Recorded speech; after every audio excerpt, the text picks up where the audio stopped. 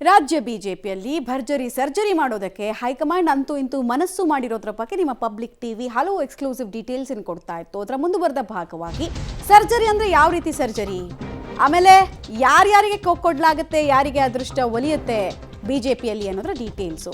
ರಾಜ್ಯಾಧ್ಯಕ್ಷ ಹುದ್ದೆ ಗೊಂದಲಕ್ಕೆ ಬೇರೊಂದು ರೂಪದಲ್ಲಿ ಪರಿಹಾರವನ್ನ ಕಂಡುಕೊಳ್ತಾರಾ ಬಿಜೆಪಿ ಹೈಕಮಾಂಡ್ನವರು?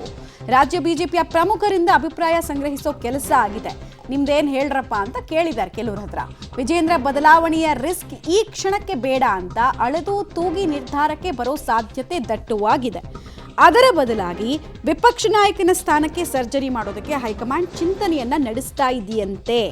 ವಿಜೇಂದ್ರ ಬದಲಾವಣೆ ಕೈ ಹಾಕೋ ಡೌಟು, ಬದಲಾಗಿ ವಿಪಕ್ಷ ನಾಯಕ ಆರ್ ಅಶೋಕ್ ಅವರಿಗೆ ಕೊಟ್ಟು ಅಲ್ಲಿ ಇನ್ನೊಂದು ಸಮುದಾಯದ ನಾಯಕರನ್ನ ತರುವಂತಹ ಸಾಧ್ಯತೆ ಇದೆ. ಬಿಕಾಸ್ ಆರ್ ಅಶೋಕ್ ಬಗ್ಗೆ, ಅವರ ಕಾರ್ಯವೈಖರಿ ಬಗ್ಗೆ ಹಲವು ಗುರುತರ ಆರೋಪಗಳನ್ನ ಬಿಜೆಪಿಯವರೇ ಮಾಡ್ತಾ ಇದ್ದಾರೆ.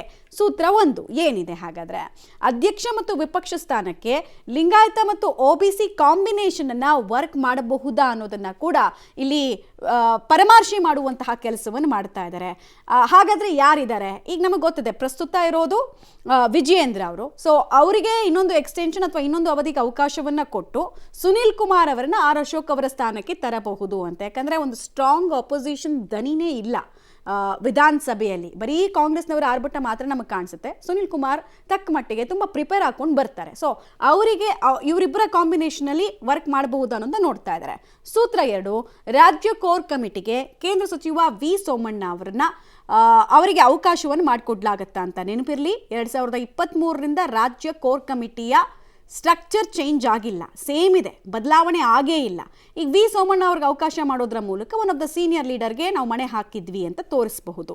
ಸೂತ್ರ ಮೂರು, ಭಿನ್ನರ ಪಡೆಯ ಒಬ್ಬರಿಗೆ ಪ್ರಧಾನ ಕಾರ್ಯದರ್ಶಿಯ ಹುದ್ದೆಯನ್ನ ಕೊಡಲಾಗುತ್ತಾ? ಈ ಸಾಧ್ಯತೆ ತುಂಬಾ ಕ್ಷೀಣ ಅಂತ ಹೇಳ್ಬೋದು. ಯಾಕಂದ್ರೆ ಭಿನ್ನರ ಸಾಮರ್ಥ್ಯ ಚೆನ್ನಾಗಿದೆ, ಗಟ್ಟಿಯಾಗಿದೆ ಅಂದಿದ್ರೆ ಯತ್ನಾಳಿಂದ ಹಿಡಿದು ಹೆಬ್ಬಾರಿಂದ ಹಿಡಿದು ಸೋಮಶೇಖರ್ ತನಕ ಯಾಕೆ ಉಚ್ಚಾಟನೆ ಮಾಡ್ತಾ ಇದ್ರು? ಈ ಸಾಧ್ಯತೆ ತೀರಾ ಕ್ಷೀಣ. ನೋಡೋಣ ಯಾರಿಗೆ ಅಂತ. ಪಕ್ಷದ ಪದಾಧಿಕಾರಿ ಹುದ್ದೆಗಳಲ್ಲೂ ಕೂಡ 50-50 ಸೂತ್ರದ ಮಂತ್ರವನ್ನ ಅನುಸರಿಸಬಹುದು. ಅಂದ್ರೆ 2 ಬಣ 3 ಬಣ ಅಂತ ಏನಿದೆ, ಎಲ್ಲರನ್ನ ಕೂಡ ಸಮಾಧಾನ ಪಡಿಸುವಂತಹ ಕೆಲಸ ಮಾಡ್ತಾ ಇದ್ದಾರೆ. ಬಟ್ ನೆನಪಿರಲಿ, ಬಿಜೆಪಿಯಲ್ಲಿ ಪದಾಧಿಕಾರಿ ಹುದ್ದೆಗೆ ಬರೋದಕ್ಕೆ ನಾನು ಅಲ್ಲೇ ಅಂತ ಹೇಳೋರ ಸಂಖ್ಯೆನೇ ಜಾಸ್ತಿ ಇದ್ದಾರೆ. ಅದಕ್ಕೆ ಬೆಸ್ಟ್ ಎಕ್ಸಾಂಪಲ್ ಅಂತ ಹೇಳಿದ್ರೆ ಸುನೀಲ್ ಕುಮಾರ್ ಅವರು. ನನಗಾಗೋದಿಲ್ಲ ಅಂತ ಅವ್ರು ಓಪನ್ ಆಗಿ ಹೇಳಿದ್ರು. ಹೀಗಾಗಿ ಏನಾಗುತ್ತೆ ಅನ್ನೋದು ಕುತೂಹಲ. ಡೀಟೇಲ್ಸ್ ಅನ್ನ ಕೊಡ್ತಾರೆ. ನೇರ ಸಂಪರ್ಕದಲ್ಲಿ ಜಾಯಿನ್ ಆಗ್ತಾ ಇದ್ದಾರೆ ಮಸೂದ್. ಈಗ 3 ಸೂತ್ರವನ್ನು ನಾವು ತೋರಿಸ್ತಾ ಇದ್ವಿ. ಈ ಸೂತ್ರದ ಪೈಕಿ ಎಲ್ಲರಿಗೂ ಸಮ್ಮತವಾದಂತಹ ಸೂತ್ರ ಯಾವುದು? ಏನ್ ಸಾಧ್ಯತೆ ಇದೆ ಅಂತ ಗೊಂದಲ ಮನೆ ಮಾಡಿದ್ದೆ. ಹೈಕಮಾಂಡ್ ಮಟ್ಟದಲ್ಲೂ ಕೂಡ ಗೊಂದಲ ಮನೆ ಮಾಡಿದ್ದೆ. ಕಳೆದ 1 ವರ್ಷದಿಂದಲೂ ಕೂಡ ರಾಜ್ಯಾಧ್ಯಕ್ಷರ ಬದಲಾವಣೆ ಆಗಲೇಬೇಕು ಅನ್ನುವಂತಹ ಪಟ್ಟನ್ನ ಭಿನ್ನಮತೀಯ ನಾಯಕರುಗಳು ತೀವ್ರವಾಗಿ ಮುಂದುವರಿಸಿಕೊಂಡು ಬರ್ತಾ ಇದ್ದಾರೆ. ತಟಸ್ಥ ನಾಯಕರು ಕೂಡ ಅವರಿಗೆ ಬೆಂಬಲ ಕೊಟ್ಕೊಂಡು ಬರ್ತಾ ಇದ್ರು. ಈಗ ತಟಸ್ಥ ನಾಯಕರು ಕೂಡ ಬಹಿರಂಗವಾಗಿ ಅಖಾಡಕ್ಕೆ ಇಳಿದಿರುವಂಥದ್ದು.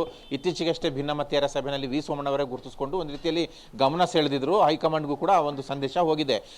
ಈಗ ಒಂದು ವಾರದಲ್ಲಿ ಅಥವಾ ಇನ್ನೊಂದು 2-3 ದಿನಗಳಲ್ಲಿ ರಾಜ್ಯಾಧ್ಯಕ್ಷ ಬದಲಾವಣೆ ಆಗುತ್ತೆ ಅನ್ನುವಂತಹ ಚರ್ಚೆ, ಇವ್ರನ್ನೇ ಮುಂದುವರಿಸಬೇಕು ಅನ್ನುವಂಥ ಹೈಕಮಾಂಡ್ ಒಲವು. ಯಾಕಂದ್ರೆ ಸದ್ಯದ ಮಟ್ಟಿಗೆ ಹೈಕಮಾಂಡ್ ಅರ್ಹತೆ ಮಾನದಂಡಗಳು ಏನಿದಾವೆ ಅದಕ್ಕೆ ಎಲ್ಲವಕ್ಕೂ ಕೂಡ ವಿಜೇಂದ್ರ ಅವರು ಅವ್ರ ತಂದೆ ಕಾರಣಕ್ಕಾಗಿ ಆದರೂ ಅಥವಾ ಇವರ ವರ್ಚಸ್ಸಿನ ಕಾರಣಕ್ಕಾಗಿ ಆದರೂ ಅಥವಾ ಇವರ ವಿಚಾರದಲ್ಲಿ ಕಾರ್ಯಕರ್ತರ ಜೋಶ್ ಸ್ವಲ್ಪ ಜಾಸ್ತಿ ಇದೆ ಬೇರೆ ನಾಯಕರಿಗೆ ಹೋಲಿಸ್ಕೊಂಡ್ರೆ.